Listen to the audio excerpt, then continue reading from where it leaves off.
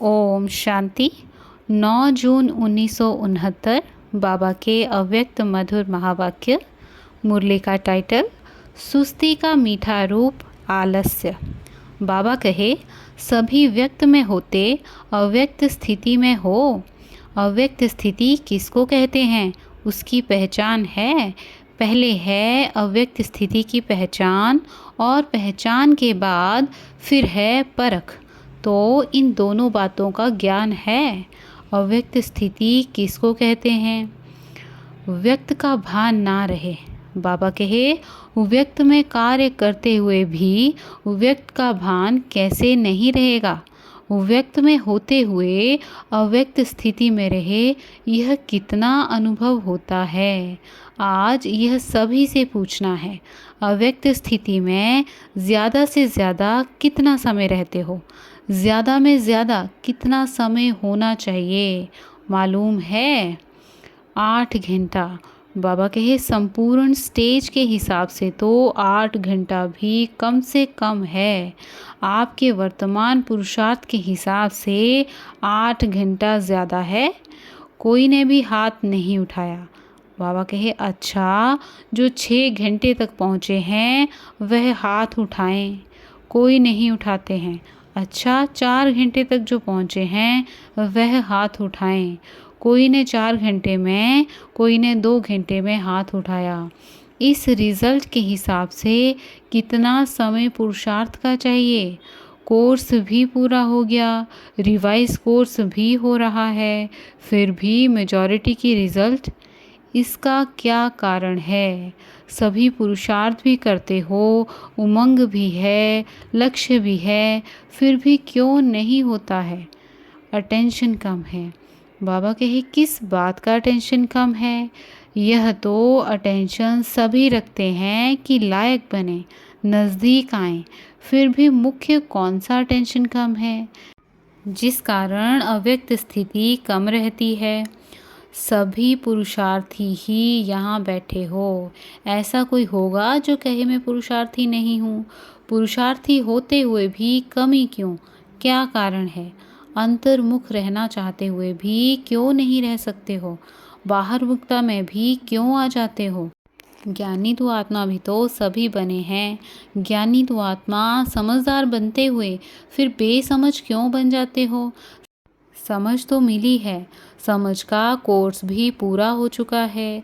Course पूरा हुआ, गोया समझदार बन ही गए, फिर भी बेसमझ क्यों बनते हो? मुख्य कारण यह देखा जाता है, कोई कोई में अलबेलापन आ गया है, जिसको सुस्ती कहते हैं। सुस्ती का मीठा रूप है आलस्य। आलस्य भी कई प्रकार का होता है, तो मेजॉरिटी में किस न किस रूप में आलस्य और अलबेलापन आ गया है। इच्छा भी है, पुरुषार्थ भी है, लेकिन अलबेलापन होने कारण जिस तरह से पुरुषार्थ करना चाहिए वह नहीं कर पाते हैं। बुद्धि में ज़्यादा ज्ञान आ जाता है तो उससे फिर ज़्यादा अलबेलापन हो जाता है, तो अपने को कम समझदार समझते हैं। वह फिर भी तीव्र पुरुषार्थ कर रहे हैं, लेकिन जो अपने को ज़्यादा समझदार समझते हैं वह ज़्यादा अलबेलेपन में आ जाते हैं। जैसे पहले पहले पुरुषार्थ की तड़पन थी, ऐसा बनकर दिखाएंगे, यह करके दिखाएंगे। अभी वह तड़पन खत्म हो गई है, तृप्ति हो गई है, अपने आप से तृप्त हो गए हैं। ज्ञान तो समझ लिया, सर्विस तो कर ही रहे हैं, चल ही रहे हैं। यह तृप्त आत्मा इस रूप से नहीं बनना है। पुरुषार्थ में तड़प होनी चाहिए। जैसे बांधेलियाँ तड़पती हैं तो पुरुषार्थ भी तीव्र करती हैं, और जो बांधेली नहीं वह तृप्त होते ही तो अलबेले हो जाते हैं। ऐसी रिजल्ट मेजॉरिटी पुरुषार्थियों की देखने में आती है। हमेशा समझो कि हम नंबर 1 पुरुषार्थी बन रहे हैं, बन नहीं गए हैं। तीनों कालों का ज्ञान बुद्धि में आने से अपने को ज़्यादा समझदार समझते हैं। पहले भी सुनाया था ना, जहाँ बालक बनना चाहिए वहाँ मालिक बन जाते हो, जहाँ मालिक बनना चाहिए वहाँ बालक बन जाते हो। तो अभी बच्चे रूप का मीठा मीठा पुरुषार्थ तो कर रहे हो, राज्य के अधिकारी तो बन गए, तिलक भी आ गया, लेकिन यह ढीला और मीठा पुरुषार्थ अभी नहीं चल सकेगा। जितना शक्ति रूप में स्थित होंगे तो पुरुषार्थ भी शक्तिशाली होगा। अभी पुरुषार्थ शक्तिशाली नहीं है, ढीला ढीला है।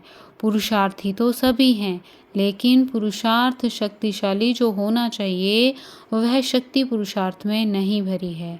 सवेरे उठते ही पुरुषार्थ में शक्ति भरने की कोई न कोई पॉइंट सामने रखो।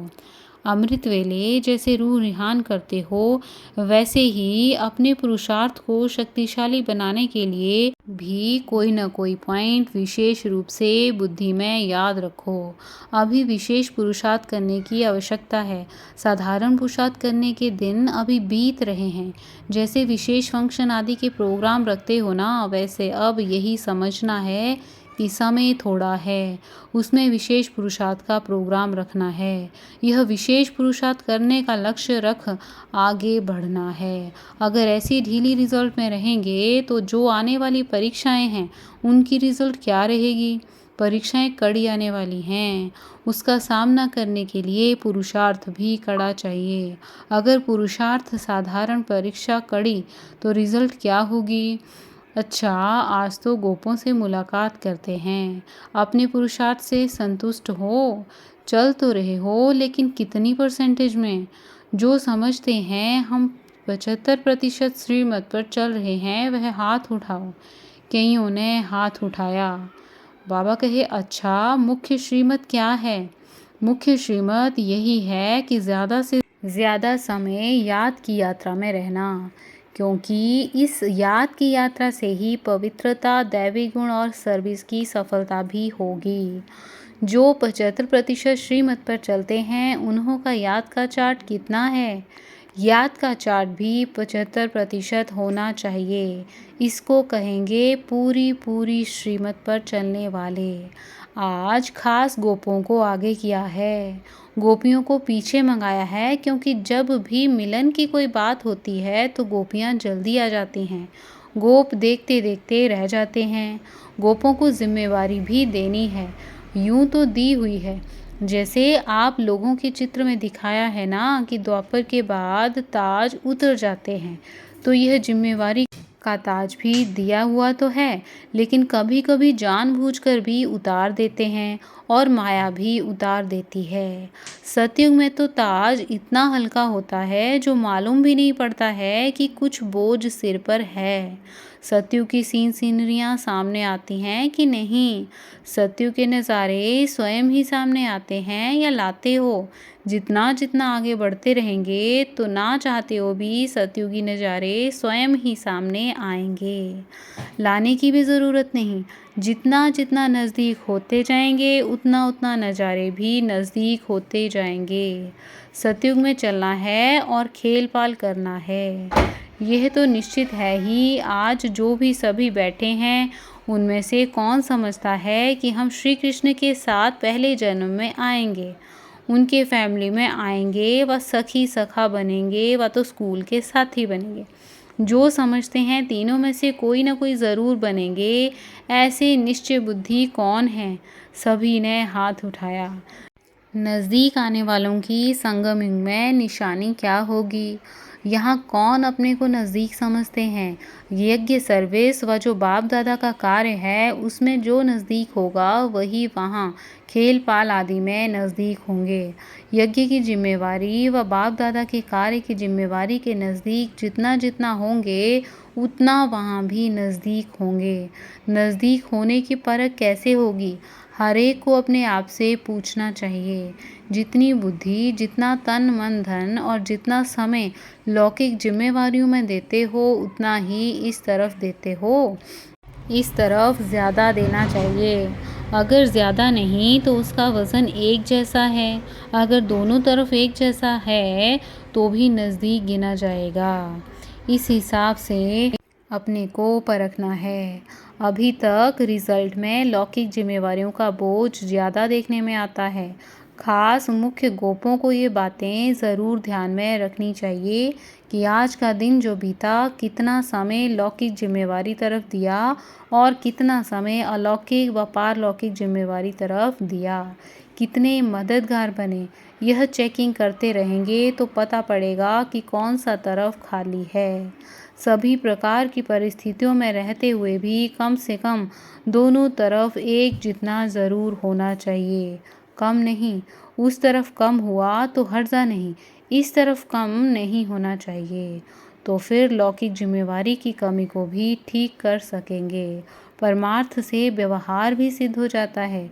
कोई कोई कहते हैं पहले व्यवहार को ठीक कर लें फिर परमार्थ में लगें। यह ठीक नहीं है। तो यह खास ध्यान रखना है। खास गोपों में बाप दादा की उम्मीद है जो गोप ही पूरी कर सकते हैं, गोपियों से नहीं हो सकती। वह कौन सी उम्मीद है? बाबा कहे पांडवों का मुख्य कार्य यही है जो कई प्रकार के लोग और कई प्रकार की परीक्षाएं समय प्रति समय आने वाली हैं और आती भी रहती हैं। तो परीक्षा और लोगों की परख यह विशेष गोपों का काम है, क्योंकि पांडवों को शक्तियों की रखवाली करने का मुख्य कार्य है। शक्तियों का काम है तीर लगाना, लेकिन हर प्रकार की परीक्षा और लोगों को परखना और शक्तियों की रखवाली करना पांडवों का काम है। इतनी जिम्मेवारी उठा सकते हो कि शक्तियों की रखवाली की आपको आवश्यकता है। कहाँ कहाँ देखने में आता है कि पांडव अपनी रखवाली की औरों से उम्मीद रखते हैं, लेकिन पांडवों को अपनी रखवाली के साथ चारों ओर की रखवाली करनी है। बेहद में दृष्टि होनी चाहिए, ना कि हद में। अगर अपनी ही रखवाली नहीं करेंगे तो फिर औरों की मुश्किल हो जाएगी। अच्छा, ओम शांति।